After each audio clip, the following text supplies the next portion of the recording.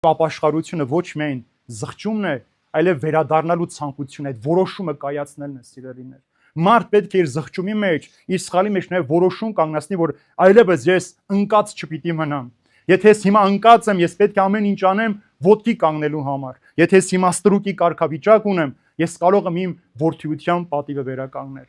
Տեսեք ինչ անում հայրը։ Երբ որ որևէ մեղավոր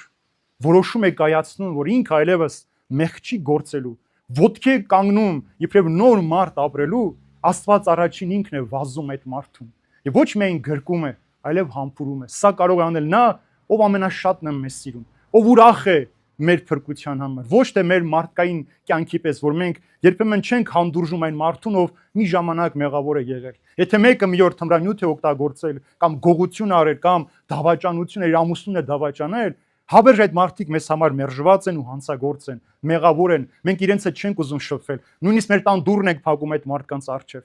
բայց հայրը այդ ապաշխարության դուռը միշտ բաց է պահում։ Երբ որ դու դարձ ես ունենում, Աստված նորից քեզ իր որդեգրությունն է տալիս, դու նորից դառնում ես ոչ թե ծառա, այլ որդի, եւ ամեն իրավունքներով, ուրեմն պետք է արդարությունդ վերականգնես, որդիությունդ վերականգնես եւ ավետարանի ճամփով քայլես դեպի հավիտենական կյանք։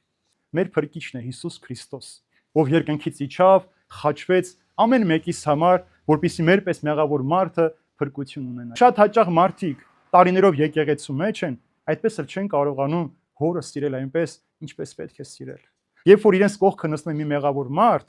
իրենք դժգոհությամբ են այդ մարդու կողքը նստում։ Որովհետև մտածում են իրենց բաժին հաղորդությունը, փրկությունը նրան էլ գնաց։ Սա ամենասարսափելին է մեր քրիստոնեական կյանքի մեջ, սիրելիներ, որ մենք մեղավոր մարդու դարձով չենք ուրախանում։ Հակառակը սկսում ենք այդ մարդու անցյալը ամենտեղ պատմել։ Ես շատ հաճախ են ինձ հարցնում, այս մարդը ինչի է եկել եկեղեցի։